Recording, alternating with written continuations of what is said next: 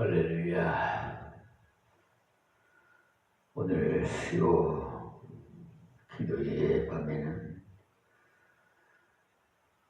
느헤미야 강해 설교로 말씀을 드리겠습니다.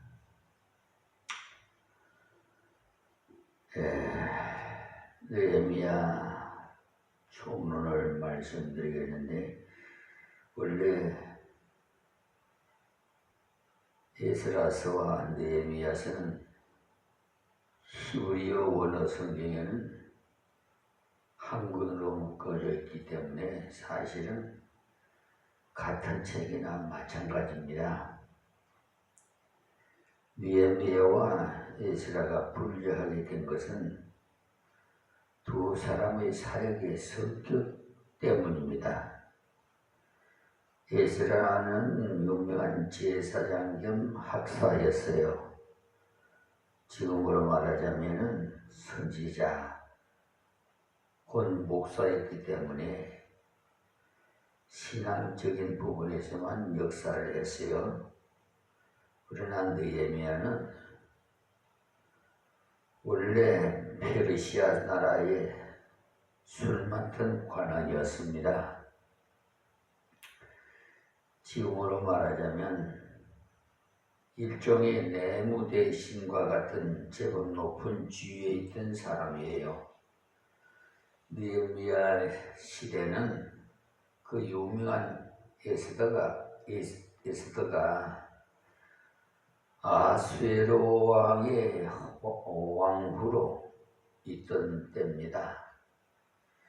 뒤에 에스더서가 나옵니다만 실제로는 에스더가 느헤미야보다 앞선 사람이에요. 그러니까 벌써 에스더가 왕후가 되어 나이가 제법 많았을 때인데, 그렇기 때문에 많은 유대인들이 등용이 되어서 페르시아 나라의 그 관원의 직책을 맡고 있었는데, 그 중에 한 사람이 느헤미야가 페르시아 대제국의 왕 앞에서 음식을 대접하는 신하였으니까 왕의 최측근이었던 것이죠. 지금도 용산에서 대통령이 가까이서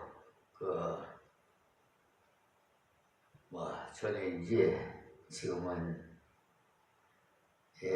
탄핵이 돼서 물살이 나고 이러라고 이제 내일부터 사전 선거가 있는데 20일 대통령 사전 투표가 목요일, 금요일 이틀 한답니다. 본 투표일은 6월 3일이고요.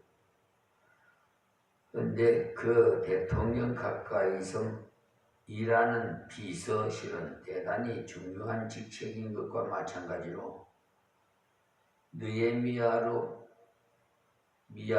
그러니까 느헤미야는 페르시아라는 그 127도나 되는 대제국의 왕을 모시고 있던 이 사람으로 대단히 높은 사람이고 잘 사는 사람이에요.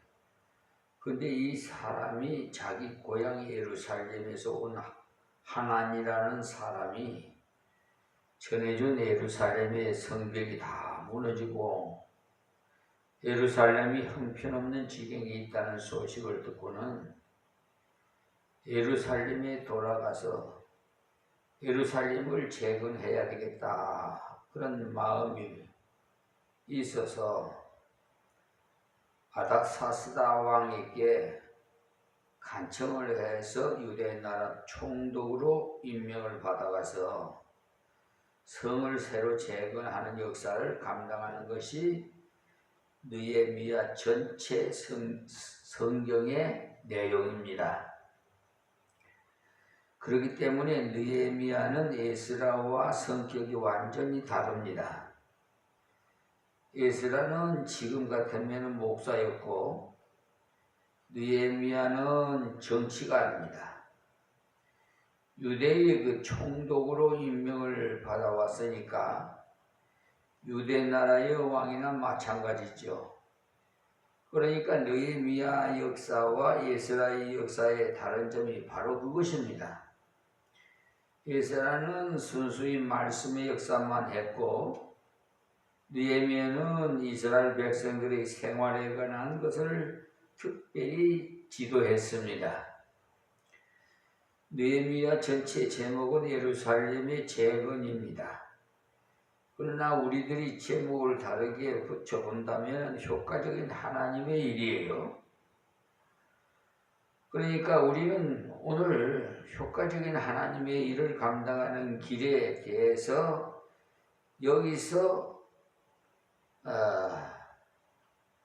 말씀드리고자 합니다. 그러나 그 문제는 마지막에 가가지고 다루기로 하고 한 시간에 한 성경씩 공부해 감으로써 느헤미야 성경이 어떤 내용을 다루고 있는가 그에 대해서 잘 알고 지나가야 되겠기에 전체를 살펴보고자 합니다. 1장은 느헤미야의 기도에 대한 내용인데요. 느헤미야가 하난이라는 유다에서 페르시아의 수산 왕궁의 소식을 전하려 왔던 사람에게 예루살렘의 형편을 물어보았더니 사로잡힘을 면하고 남은 자가 그 도에서 큰 환난을 만나고 능욕을 받으며 예루살렘 성은 회파되고 성문들은 소화되었다. 그러니까 불타버렸다. 이런 소식을 접하게 됐어요. 그러니까 앞에 에스라서는 예루살렘 성전을 새로 짓는 이야기였으나 순전히 영적인 일이었어요. 그러나 성전은 지어져도 성벽이 없었어요. 그래서 유다 사람들이 신앙생활을 자유롭게 할 수가 없었습니다. 원로 목사인 박조준 목사는 신앙생활을 자유스럽게 하기 위해서 남한으로 오셨다고 하신 분인데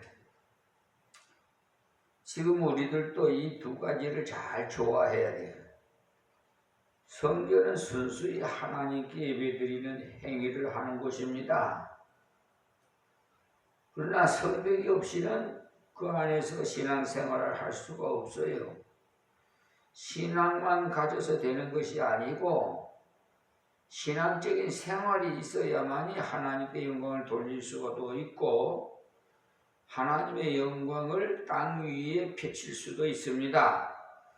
그렇기 때문에 신앙적인 회복을 위해서 예배당을 잘 짓고 예배당에 와서 성경을 많이 배우는 것도 대단히 귀한 일이지만 가정에 돌아가서 각자의 직장에 돌아가서 그리스도의 사자로서 그리스도의 사도로서 하나님의 일을 하면서 하나님의 역사를 하는 것도 교회에 와서 신앙생활을 하는 것 못지않게 중대한 문제입니다.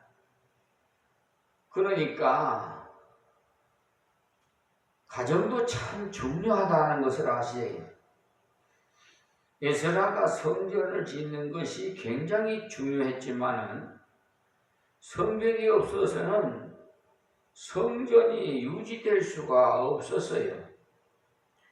교회가 아무리 하나님의 말씀을 외치고 여러 가지 많은 것을 한다고 해도 성도들이 만약에 가정에 돌아가서 하나님의 뜻대로 사는 복음의 생활이 없이는 교회도 결국은 유지할 수가 없어요. 여러분, 가정이 파탄돼 봐요. 교회 생활하기가, 교회 신앙생활하기가 원만하지 못합니다. 그러니까 기초가 튼튼해야 되듯이 우리 가정이 참 중요합니다. 이 5월달을 이제 며칠 안 남았는데, 이 5월달은 가정의 달이죠. 그러니까 가정을 소중히 여겨야 된다. 이것을 거듭 말씀드립니다.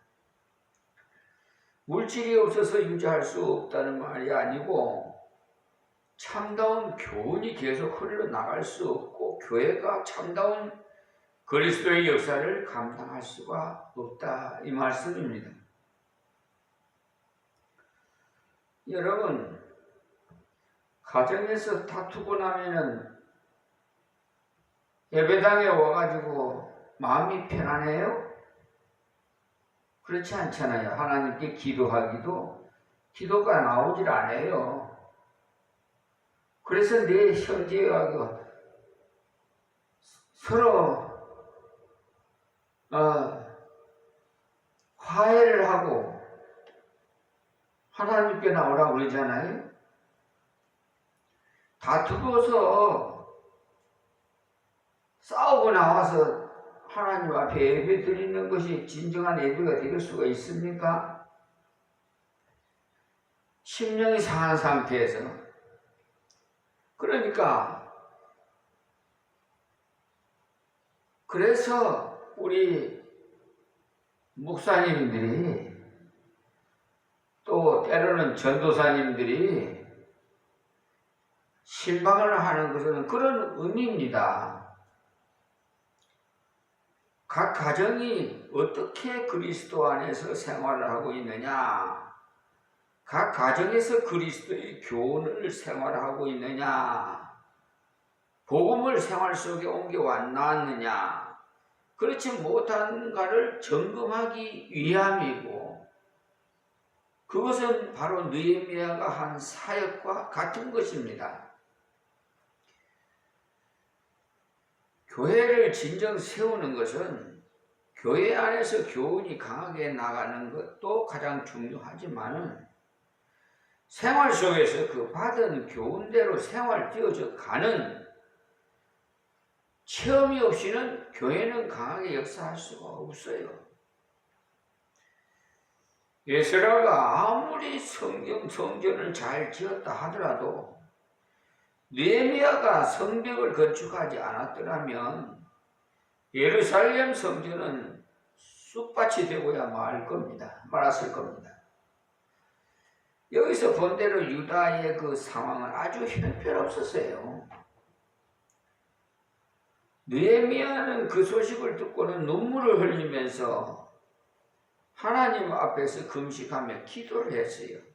여러분들도 우리가 꼭 알아야 되는 것은 예수 그리스도가 나를 위해서 십자가에 못 박히시고 3일 만에 살아나신 십자가의 부활을 확실히 믿을 때 나는 구원되었습니다. 그러나 구원됐다는 증거가 생활 속에서 나타나지 않는다면 자신도 또한 자녀들도 믿음에 연약한 자들에게 그리스도의 복음의 능력을 보여줄 수 없는, 전혀 없어요. 우리 많은 그리스도인들이 예수께서 십자가에서 돌아가신 것을 믿고 그가 부활하신 것을 믿습니다. 그러나 나의 생활 속에서 예수가 살아계셔서 같이 역사하시고 동행하시는 것은 별로 체험하지 못하고 있기 때문에 많은 사람들이 불행한 그리스도인으로 살아가고 있어요. 그들이 그리스도인이 아닌 것은 절대 아닙니다. 그리스도인이면은 분명해요. 고린도전서의 3장을 한번 보시면 그런 사람들도 그리스도인이라 이렇게 말씀했어요. 어떤 사람들은 그런 자들은 그리스도인이 아니라고 구원을 받지 못한 자라고 단정을 하는 사람도 많이 있습니다. 그러나 그것은 거짓말이에요. 성경에는 그런 자들을 어린아이들이라고 표현했어요. 교회가 어린아이 그리스도인들만 모이게 되면 싸움이 잦습니다. 이런 어린아이 그리스도만 모이게 되면은 허황한 이야기가 좋아하고 그런 이야기나 좋아하고 세속적인 이야기만 좋아하고 애화나 거창하게 들면 좋아하고 어린아이들은요 진리보다는 화려한 것을 좋아해요. 꾸며놓고 뭐 잔치를 벌인다든지 뭐 장기 자랑을 한다든지 뭐 이런 예수님의 영광을 돌리는 뭐 무대를 갖춰서 화려하게 뭐 행사를 하는 거. 여러분 심지어 인형극을 좋아하잖아요. 인형 아시죠? 제가 개척할 때 1995년도에 김포 마송 통진업 지금 마송의 그 지하실에서 60평에서 개척할 당시에 어린이 불교 집안에서 딸이 여시가인데 불교 집안에서 하나님께서 보내주셨어요. 참 귀하고 귀한 어린이였어요. 초등학생. 제가 그때 당시만 하더라도 차도 운전면허증도 없으니까 차도 안 주시오. 뭐 준비가 돼야 주자. 하나님은요 그릇이 준비돼야 채워주십니다. 그냥 운전면허증도 없는데 차 달라고 그러면 무슨 효과가 있어요? 운전도 못하는데. 그때는 그냥 택시로 그냥 어린애를 데리다가 예배 드리고 그랬어요. 택시를 불러서. 나중에는 한 5, 60명 되더라고요, 어린이들이. 정말 그때 우리 후배 목사님이 와서 그 인형극을 하는데 이제 부모님들도 다 모시고 오라, 어머님이랑 다 모시고 와라 그래서 이제 와서 전도하는. 그러니까 잔치가 되니까 그런 행사를 하니까 은혜를 받고 예배당에 나오는 거예요, 교회를. 그런 어린애 때문에 부모님이 나오는 경우가 있어요. 그래서 고린도전서에 보면 그런 말씀 썼죠. 형제들아, 내가 신령한 자들을 대한 것 같이 너희에게 말할 수 없어서 육신에 속한 자 곧 그리스도 안에서 어린아이들을 대한 것 같이 하노라고 고린도전서 3장 1절에 말씀하십니다. 여기서 육신에 속한 자라고 해가지고 잘못 생각해서 예수 안 믿는 구원 못 받은 사람으로 생각하기가 쉽지만은 분명한 곧 그리스도 안에서 어린아이라고 말씀했지 않습니까? 그런 사람들을 시기하고 분쟁하고 싸움을 한다고 했어요. 그렇기 때문에 하나님의 교회가 어린아이들로 가득 찬다면 그 교회는 싸움을 하는 교회가 돼요. 그 교회는 교회 안에서 분쟁하고 투쟁하는 교회가 됩니다. 왜 교회가 그렇게 시끄러우냐? 왜 교회가 많은 싸움이 일어나느냐라고 생각할 때가 있어요. 그렇다고 그 교회에 구원받은 사람이 한 사람도 없어서가 아닙니다. 신앙생활에까지 가져가지 못했기 때문에 그런 결과를 가져오는 거죠. 신앙을 생활에까지 가져가지 못한 가장 큰 원인은 기도하지 않기 때문이에요. 느헤미야를 봐요. 느헤미야가 자신은 가만히 있으면서 굉장히 편안한 생활을 했어요. 왕의 측근으로 아주 호화로운 생활을 하는 사람이었어요. 그런데 밥을 먹지 않고 울며 회개를 했어요. 자기 죄를 회개했다 이 말입니다. 또 나아가서 자기 민족의 죄를 회개하고요. 느헤미야는 자기가 하나님께로부터 받은 복음, 구원의 가치를 생활에까지 가지고 갔기 때문에 육신의 호화로운 생활에서 그칠 수 없었습니다. 그래서 하나님의 영광이 깎인다면 자기가 지금 누리고 있는 호화로운 생활을 포기하고라도 가나안 땅에 가가지고 유대의 예루살렘을 재건하겠다고 한 것입니다. 여러분들 생각에는 총독이라고 하니까 거창한 줄 아시겠지만 느헤미야는 총독이라도 녹을 받지 않았어요. 즉 말해서 사렙이나 월급을 받지 못했다 이 말입니다. 총독의 월급은 왕이 주는 것이 아니고 그 나라의 세금을 거두어서 받아요. 그런데 유대에 돌아가 보니 백성들이 너무 가난하고 어려웠기 때문에 녹을 받지 않기로 결심을 했어요. 다시 말해서 자비랑으로. 뒤에 가보시면 느헤미야가 자기 백성들에게 녹을 받지 않고 가난한 생활을 하면서 그 백성들과 함께 동고동락했다고 나옵니다. 보통 총독의 생활이라고 하면 호화로운 생활이라고 생각하기 쉽습니다만 느헤미야의 총독 생활이라는 고되고 고된 가난한 생활이었어요. 이것이 바로 느헤미야의 복음적인 생활이었습니다. 복음을 위해서는 자기 모든 것을 희생할 수 있었다는 말입니다. 그것이 다른 데서 나온 것이 아니라 그가 하나님께 기도함으로 나온 것입니다.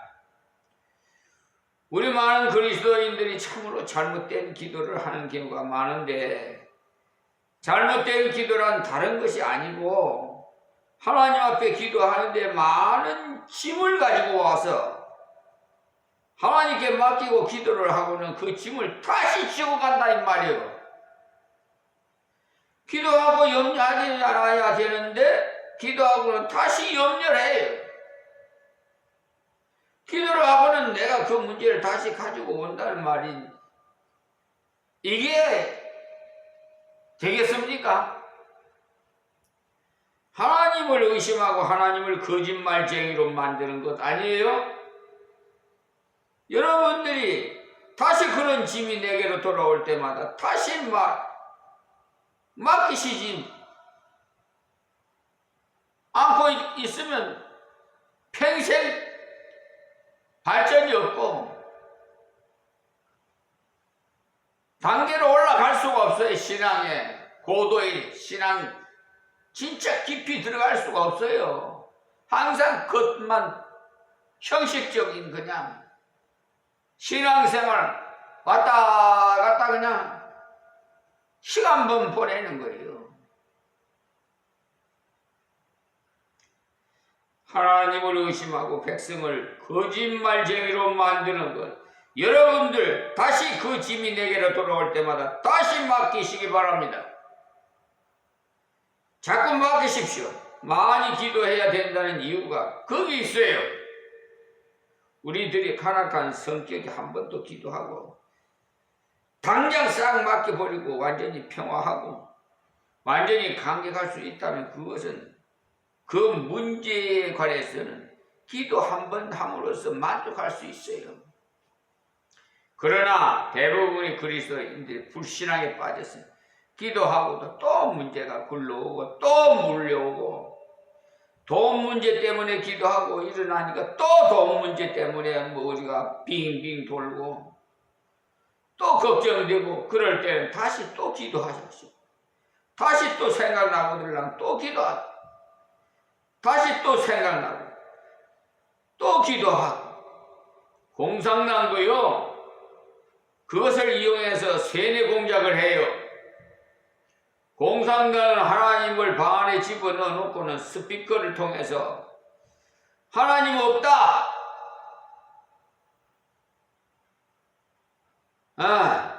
그러니까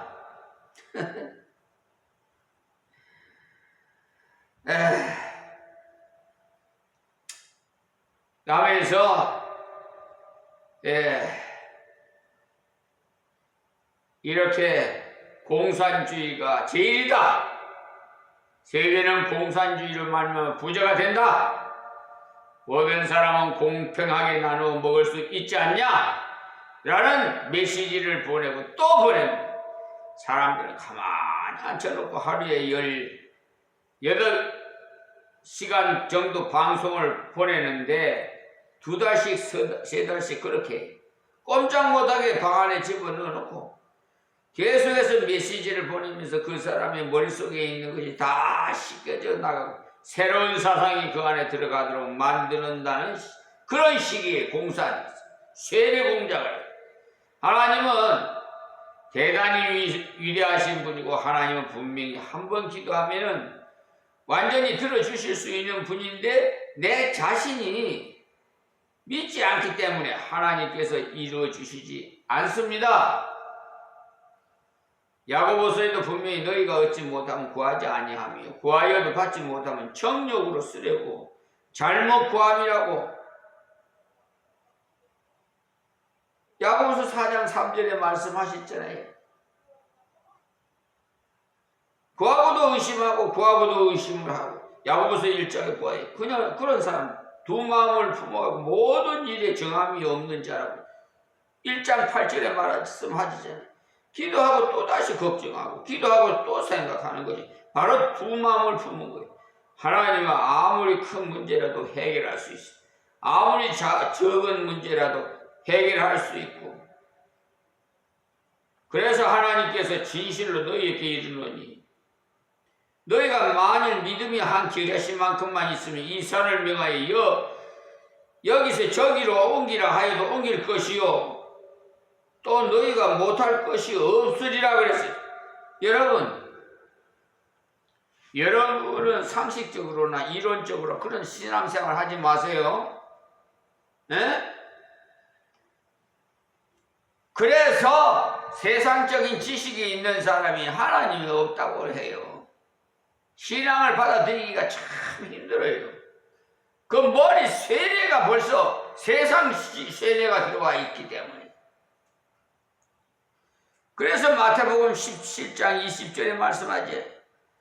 머리털까지도 다 세신받다는 이야기를 하셨는데 왜 하나님을 못 믿어요? 기도했으면 그것으로 다 맡겨버리지. 그래서요, 저 역시도 교회 문제가 있어서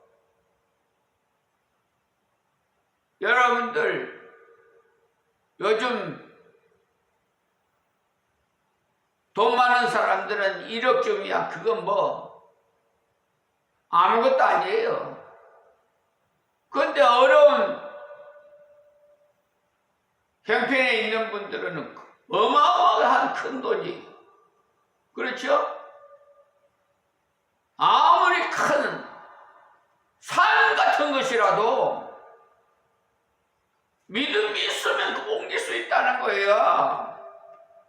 그래서 하나님 내 뜻대로 마오시고 나는 뭐 할 수가 없어요. 아버지 뜻대로 하옵소서. 주신 분도 여호와시요 거둬가신 분도 여호와시니 아버지 뜻대로 하옵소서요. 지금 어려운 형편에 있지만은 저 모든 걸 다 그냥 내려놓고 아버지께 다 뜻대로 하시라고 저는 그렇게 해요. 우리 하나님 곁에 갈 때, 천국 갈 때 돈 가지고 갑니까? 예배당 가지고 갑니까? 아무것도 가지고 가지 못해요. 그런데 뭐 세상에 있는 건 모두 교회도요, 예배당도 여러분 맘모술로 막 짓고 뭐야 꾸미고 하는데요. 다 헛된 거예요. 솔로몬이 고백했듯이 다 없어질 것들이에요. 그 허황된 생활 속에서 그러니까 속고 살아가고 있는 거예요. 눈에 보이는 신앙생활을 하기 때문에 그래요. 초막이 뭐 어떻고 비닐하우스 뭐 어떻고 어디 어때요? 둘셋 모인 곳에 하나님 함께 계신다 했잖아요. 교인이 둘셋 모이면 하나님 함께 계신다 그랬잖아요. 예배드리며. 예전에 해당이 됐는데 지금은 이제 예배당으로 해서 이제 합니다만은 하나님의 사역을 하는 사람도 기도하지 않고는 사역을 할 수 없어요. 기도라는 것은 하나님께 나 자신을 완전히 맡겨버리는 거예요. 나를 맡겨버리고 하나님의 뜻에 따라서 완전히 굴복시켜버리는 행위입니다. 기도가 결코 하나님을 굴복시키는 것이 아니라는 것을 분명히 아십시오. 그런데 많은 사람들이 기도를 하나님을 굴복시키는 것으로 알기 때문에 실패해요. 내가 이만큼 기도했으니 하나님께서 안 들어주시고 되겠나? 이렇게 합니다. 산기도 가가지고 나무 뿌리 2개를 뽑았는데 내가 40일 금식 기도를 했는데 등등 이렇게 하나의 간판으로 내걸고 다니는 사람이 상당히 많아요. 기도를 잘못한 겁니다. 기도라는 것은 내가 하나님을 감동시키는 것이 아닙니다. 하나님은 절대 감동하시는 분이 아니에요. 하나님은 진리대로 행하실 분이 사람은 여러 번 하면은 감동을 하지만 하나님은 그렇지 않습니다. 하나님은 진리시기 때문에 진리에 합당하지 않은 것을 아무리 구해도 주시지 않아요. 오늘 여기서 말씀드렸습니다. 하나님 고맙고 감사합니다. 주신 말씀 오늘 느헤미야서의 총론에 대해서 말씀을 드렸습니다.